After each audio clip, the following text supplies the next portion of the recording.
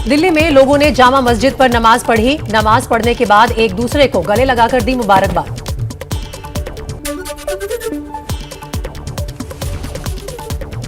दिल्ली के सीलमपुर में लोगों ने सड़क के किनारे पढ़ी ईद की नमाज। सड़क के किनारे बैरिकेडिंग लगाया गया।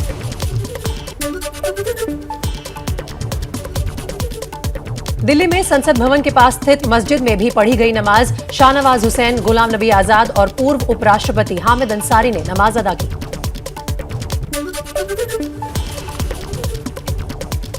दिल्ली के जहांगीरपुरी के कुशल सिनेमा चौक पर एहतियातन भारी पुलिस बल तैनात किया गया। चारों तरफ बैरिकेड लगाए गए। ड्रोन के जरिए मस्जिद और उसके आसपास नजर रखी जा रही है।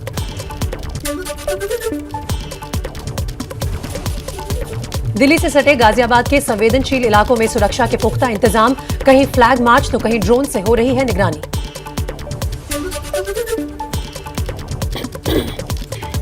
मुंबई में भी लोगों ने ईद की नमाज अता की। कुर्ला पूर्व रेलवे स्टेशन पर लोगों ने पढ़ी नमाज। 2 साल बाद ये मौका आया है जब लोगों ने यहां आकर एक साथ नमाज पढ़ी।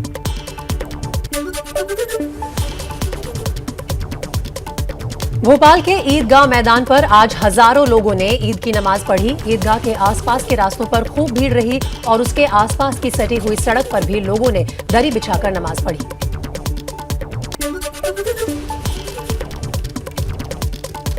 कोलकाता में लोगों ने पढ़ी नमाज। रेड रोड पर लोगों ने नमाज पढ़ने के बाद एक दूसरे के गले मिलकर दी मुबारकबाद। पश्चिम बंगाल की सीएम ममता बनर्जी ने ईद की बधाई देते हुए कहा, हमें डरना नहीं है, अमन की बात करना।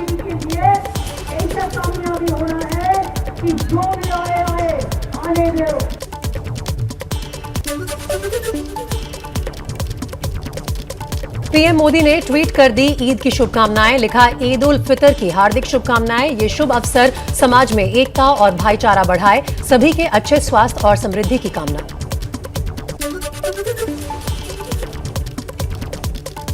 आज अक्षय तृतीया भी है। इस मौके पर मथुरा के बांके बिहारी मंदिर में दर्शनों के लिए पहुंच रहे हैं श्रद्धालु। आज बांके बिहारी पर चंदन का लेप किया जाएगा, साथ ही सत्तू का भोग लगाया जाएगा।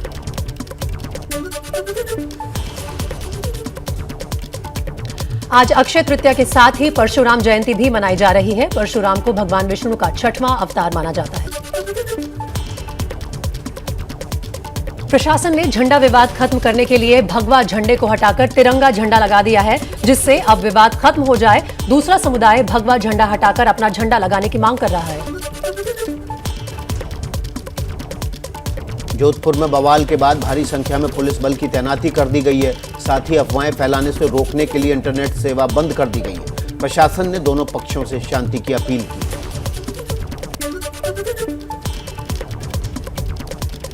जोधपुर में जौहरी बाजार में जुमे की नमाज के लिए लाउडस्पीकर लगाने पर राजस्थान बीजेपी अध्यक्ष सतीश पुनिया ने उठाए सवाल। हिंदू नववर्ष और रामनवमी के जुलूसों पर प्रतिबंध लगा। जौहरी बाजार में जुम्मे की नमाज के दिन बाजार तो पूरा बंद हुआ ही, पूरा ठप हुआ, लेकिन सरकार के संरक्षण में 100 से ज्यादा लाउडस्पीकर लगे।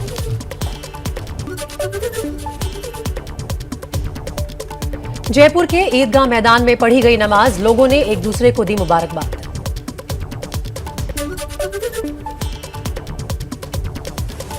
जयपुर में धार्मिक एकता की मिसाल। हिंदू मुस्लिम एकता मंच के कार्यकर्ता नमाज के दौरान नमाजियों पर फूल की वर्षा करने पहुंचे। लाउडस्पीकर को लेकर राज ठाकरे के अल्टीमेटम का आज आखिरी दिन है। महाराष्ट्र के गृह मंत्री दिलीप वलसे पाटिल कानून व्यवस्था के मुद्दे पर बैठक करेंगे। राज ठाकरे की पार्टी एमएनएस ने वीएचपी और बजरंग दल के साथ आज अक्षय तृतीया पर होने वाली महाआरती का फैसला वापस लिया। कहा, ईद भी है और किसी भी त्योहार में बाधा डालना नहीं चाहते। महाराष्ट्र के सांसद नवनीत राणा और उनके विधायक पति की जमानत पर कल आएगा फैसला। मुंबई की सेशंस कोर्ट ने फैसला सुरक्षित रखा। धार्मिक भावनाएं भड़काने के आरोप में बायकला जेल में बंद हैं। राजद्रोह की धारा भी लगी है।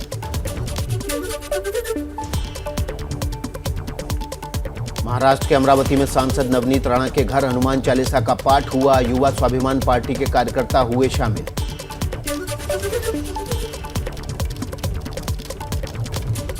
मुंबई के खार में नवनीत राणा के घर बीएमसी ने अवैध निर्माण का नोटिस चिपकाया। कल जांच करने जाएगी बीएमसी की टीम।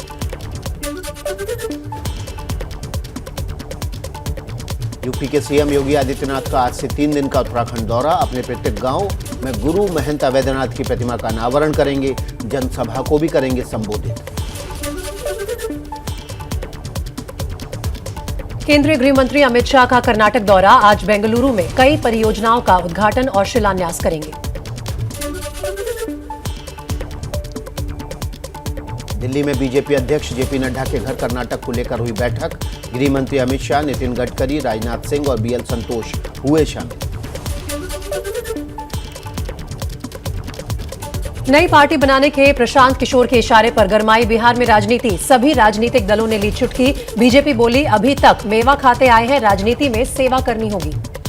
बिहार में पहले मेवा खाते थे, पूरे देश में राजनीतिक पार्टियों में घूम घूम के आपने मेवा खाया है।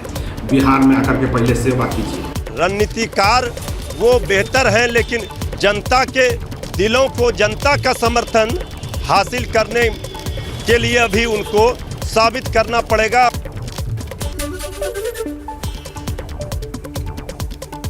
राजनीतिक रणनीतिकार प्रशांत किशोर ने कल दिए थे नई पार्टी बनाने के संकेत। कहा था, असली मालिक जनता के पास जाने का वक्त है, जन स्वराज के लिए आगे बढ़ना है।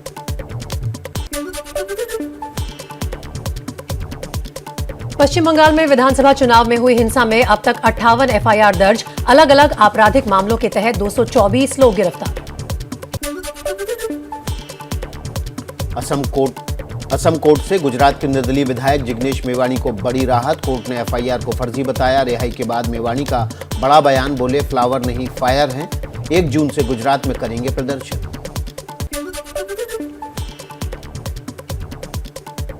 खतरे में झारखंड के सीएम हेमंत सोरेन की विधानसभा सदस्यता। मुख्यमंत्री रहते हुए खनन, पट्टा और औद्योगिक जमीन अपने नाम करने के आरोप पर चुनाव आयोग ने नोटिस भेजा।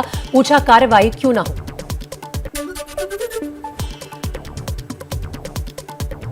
चुनाव आयोग के नोटिस को लेकर बीजेपी ने हेमंत सोरेन पर साधा निशाना। कहा, मुख्यमंत्री की विधायकी खतरे में है। आने वाले दिनों में झारखंड में होगी राजनीतिक उथल-पुथल।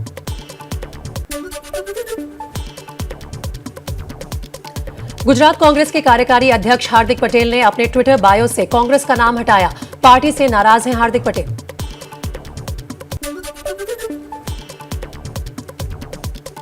पंजाब कांग्रेस के प्रभारी हरीश चौधरी और अक्षय अध्यक्ष राजा बड़ी ने सोनिया गांधी को चिट्ठी लिखकर सिद्धू पर कार्रवाई की मांग की। कहा, पार्टी विरोधी गतिविधियां और बयानबाजी पर कार्रवाई हो।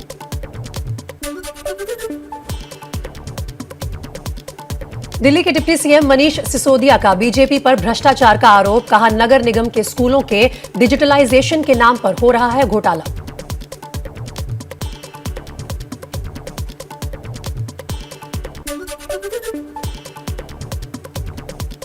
यूरोप दौरे के दूसरे दिन पीएम मोदी आज जर्मनी से डेनमार्क जाएंगे। डेनमार्क की पीएम फेडरिकसन के साथ द्विपक्षीय बातचीत होगी।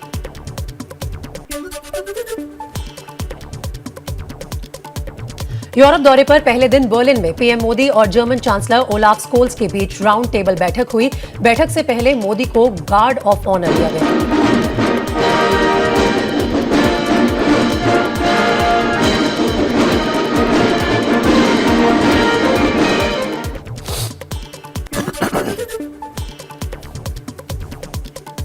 भारत और जर्मनी के बीच रिन्यूएबल एनर्जी और ग्रीन सस्टेनेबल डेवलपमेंट समेत 9 समझौतों पर हस्ताक्षर हुए। आपसी सहयोग, व्यापार बढ़ाने पर भी सहमति बनी। राउंड टेबल बैठक के बाद पीएम मोदी ने कहा, भारत और जर्मनी महत्वपूर्ण साझेदार। कोरोना काल के बाद भारत दुनिया की तेजी से बढ़ती अर्थव्यवस्था का बड़ा हिस्सा है।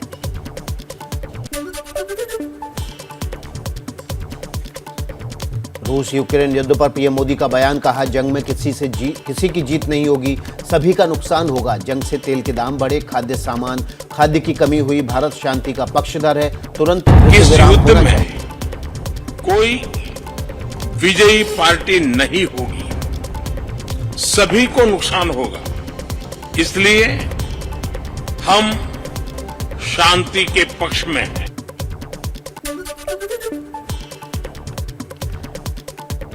जर्मनी के चांसलर ओलाफ स्कोल्स ने भी कहा, रूस के राष्ट्रपति पुतिन जल्द युद्ध खत्म करें, सीमाएं बढ़ाकर युद्ध नहीं जीत सकते।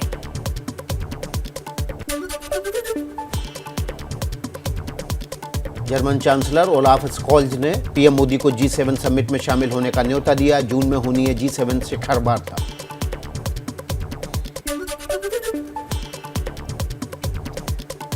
पीएम मोदी ने बर्लिन में भारतीय समुदाय को संबोधित किया। बोले, आज भारत को पता है कब जाना है और कहां तक जाना है। भारत अपना मन बना चुका है।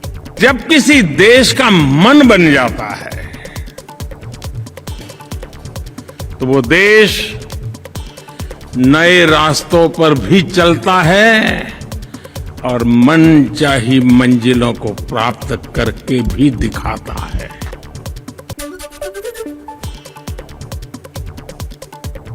पीएम मोदी ने कहा, भारत हर क्षेत्र में तेजी से आगे बढ़ रहा है। रिफॉर्म के लिए राजनीतिक इच्छा शक्ति चाहिए। वही दफ्तर, वही मशीनरी, वही फाइलें, लेकिन नतीजे बेहतर मिल रहे। हम देश के लोगों के जीवन से सरकार का दबाव भी हटा रहे हैं और सरकार का बेवजह का दखल भी समाप्त कर रहे हैं। हम रिफॉर्म करते हुए देश को ट्रांसफॉर्म कर रहे हैं।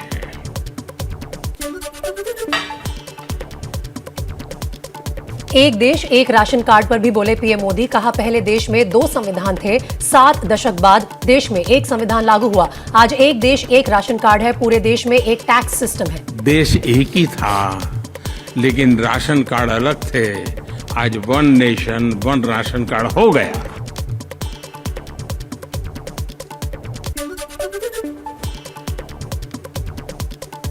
पीएम मोदी का इशारों में कांग्रेस पर निशाना। कहा, पहले कौन सा पंजा था जो 85 पैसे घिस लेता था।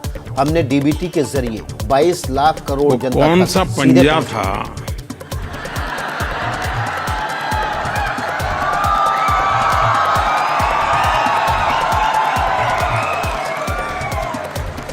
जो 85 पैसा घिस लेता था।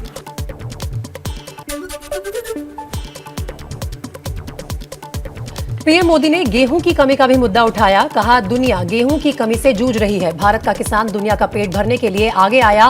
भारत समाधान के साथ आता है। ये मैंने नहीं, 130 करोड़ भारतीयों ने किया। विश्व में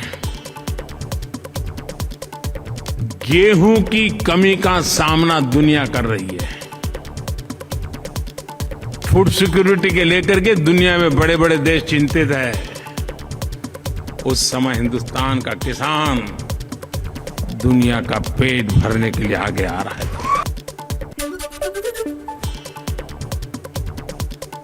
बर्लिन में भारतीय समुदाय ने प्रधानमंत्री मोदी के सामने लगाए 2024 मोदी वंस मोर के नारे। मोदी हैं तो मुमकिन है कि भी नारे।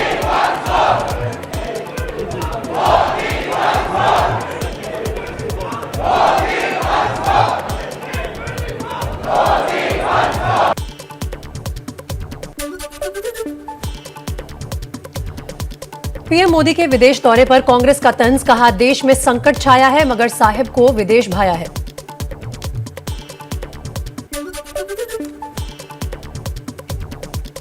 गर्मी में बिजली संकट को लेकर एक्शन में सरकार। गृह मंत्री अमित शाह की ऊर्जा। कोयला मंत्रालय के अधिकारियों के साथ बैठक। रेल मंत्री भी बैठक में शामिल हुए।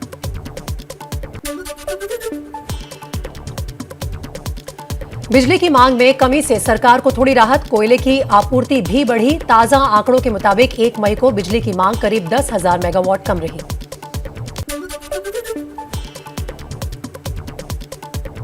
हरियाणा के गुरुग्राम में बिजली संकट से परेशान कारोबारी। पावर कट से फैक्ट्री के कामकाज पर असर। संचालक परेशान, कारोबारियों को नुकसान।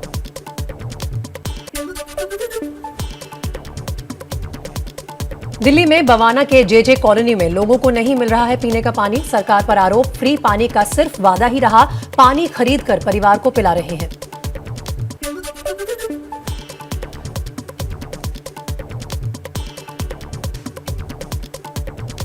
भयंकर गर्मी में दिल्ली में गहराया पीने के पानी का संकट। चिल्ला गांव में घंटों लाइन में लगने के बाद मिल पा रहा है पानी।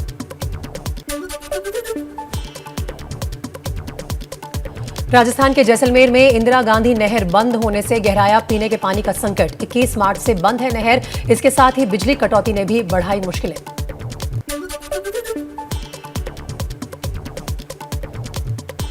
भरतपुर के जटेरी गांव में पानी भरने को लेकर 2 पक्षों में बड़ा विवाद। जमकर चले लाठी डंडे। फायरिंग में 1 शख्स की मौत, 6 लोग घायल।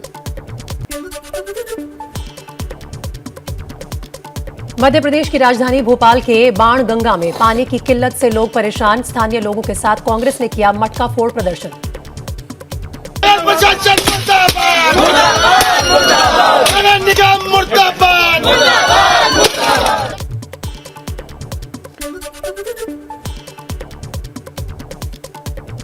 मौसम विभाग के मुताबिक दिल्ली में मई के पहले हफ्ते में तापमान 40 डिग्री तक रहने के आसार। हीट वेव से मिलेगी राहत, लेकिन आज से 6 मई तक आंधी से हो सकती है परेशानी।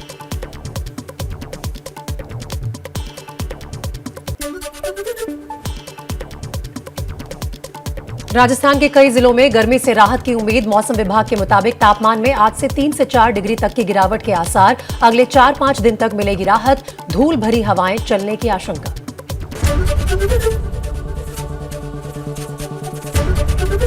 एबीपी न्यूज आपको रखे आगे।